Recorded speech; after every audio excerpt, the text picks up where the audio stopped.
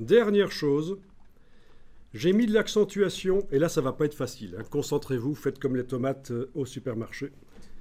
Elles se concentrent bien. Si, si. Donc, euh, l'accentuation, j'ai mis l'accentuation sur une partie du calque, on est d'accord, hein. Je vais d'ailleurs augmenter l'accentuation encore pour qu'on voit bien qu'il y a de l'accentuation. Voilà, vous la voyez bien. Elle ne se met que dans le bas en fait, hein. Voilà, grâce au dégradé. Et si je veux mettre sur ce même calque un flou qui ne va agir que sur le dessus, comment faire? Parce qu'en fait, je ne dispose que d'un seul masque. Je vous montre, hein, si sur l'objet ici, je mets filtre flou gaussien,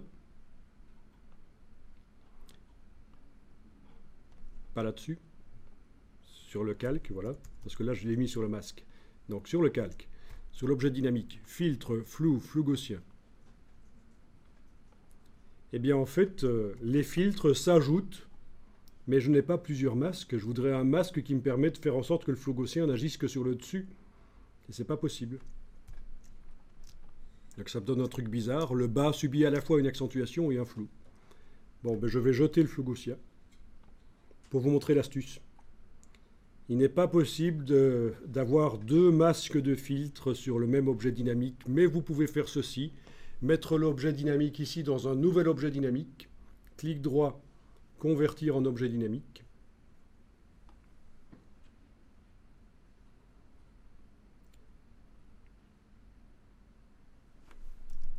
Il faut être sûr de son coup alors, au niveau du... Non, parce qu'on peut rentrer à nouveau dans l'objet dynamique pour aller modifier l'accentuation si on veut. On peut même ouvrir les deux images en parallèle. L'image du montage ici et le contenu de l'objet dynamique à côté et bouger les deux en même temps. Et même ton... Donc voilà, cette entrée dans un objet dynamique, ça a été un peu long parce qu'il y a quand même beaucoup de pixels dans cette image. Combien de pixels d'ailleurs? 9000 pixels sur 7000, c'est quand même beaucoup, hein. Ça fait combien là? Ça fait 60 mégapixels, c'est ça? Truc du style. Un peu dur de calculer à cette heure-ci. Bon. Ok, donc, sur cet objet dynamique, je mets un filtre flou gaussien. Le voilà. Qui s'est appliqué sur tout, comme vous le voyez. Sauf que je vais maintenant, dans le masque ici, faire un dégradé qui va empêcher qu'il agisse sur le bas.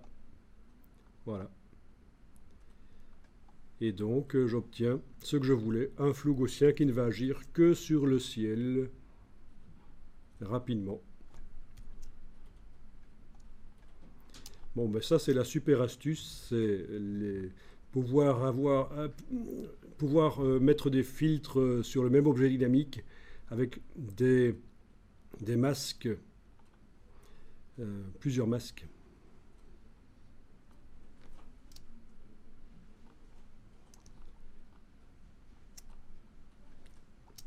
Et donc, comme je disais, hein, je peux maintenant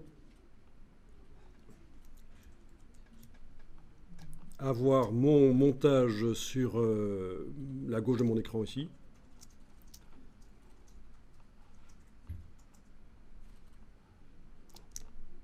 OK.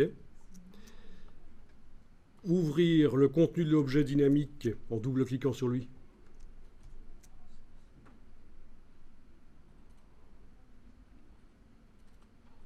Et le mettre sur la droite.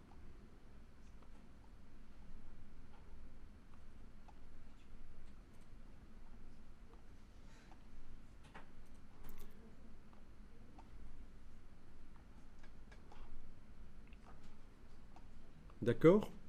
Donc le montage à gauche, le contenu de l'objet dynamique à droite, et donc dans la palette des calques, j'ai, quand je travaille sur l'image de droite, le contenu de l'objet dynamique, j'ai le réglage de l'accentuation et le dégradé qui permet de le régler différemment. Donc je double-clique, je vais faire moins fort. Voilà, l'accentuation est moins forte, vous la voyez moins forte sur la droite. OK. Je fais fichier enregistré, ça va réintégrer le travail à gauche. Fichier enregistré.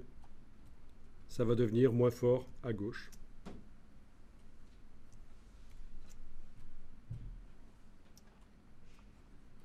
Il faut un peu de temps.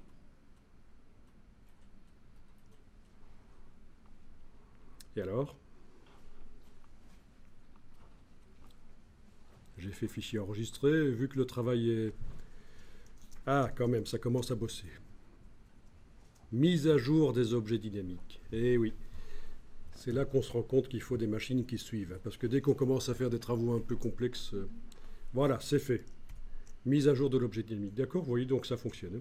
Je reviens à droite. Il me prend l'envie, tiens, je vais mettre un calque de réglage de type teinte saturation par-dessus ça, qui va transformer en... qui va coloriser comme ça, voilà. Je mets un dégradé dedans. Pas là, idiot. Là. OK. Je fais fichier enregistré. Le contenu de l'objet dynamique va se répercuter dans le montage. C'est une question de temps.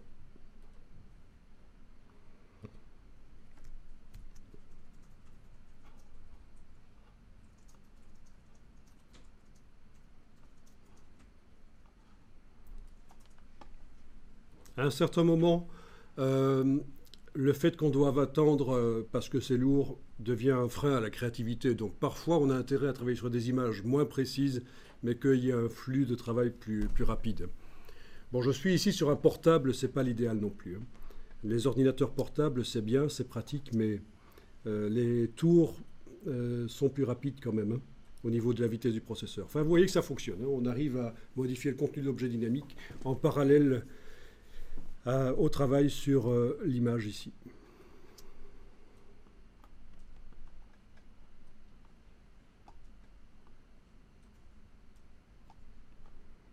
Bien.